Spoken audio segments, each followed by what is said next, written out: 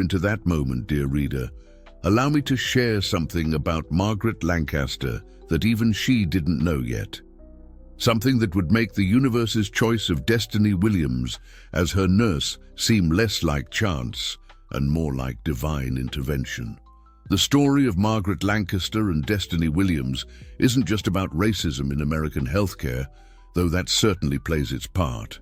No, this is a tale about secrets buried so deep that only time and circumstance could unearth them, about truth that refuses to remain hidden, no matter how carefully we try to conceal it.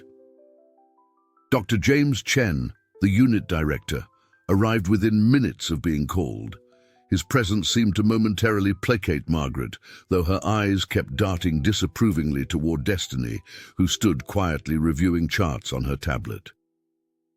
"Mrs. Lancaster, Doctor," Chen began, his voice carrying the weight of authority earned through decades of practice.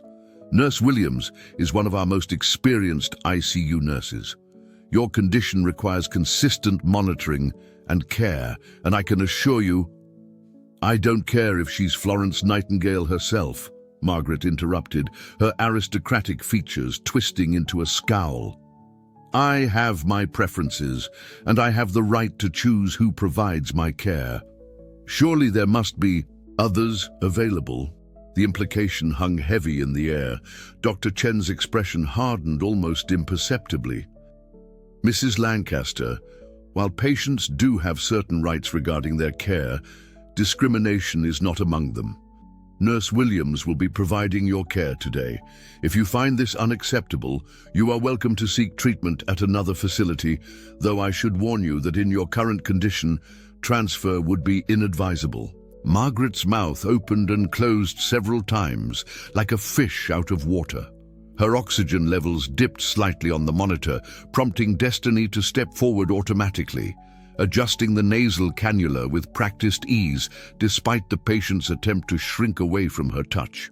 "Don't!" Margaret snapped, but her protest was cut short by another coughing fit, this one more severe than the last.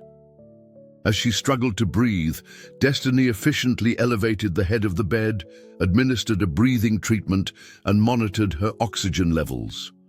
All while Margaret alternated between gasping for air and trying to wave her away. When the coughing finally subsided, Margaret lay back against the pillows, exhausted. Her next words came out as barely more than a whisper. "I want to speak to my son, Timothy Lancaster. He's my medical proxy and he'll sort this out."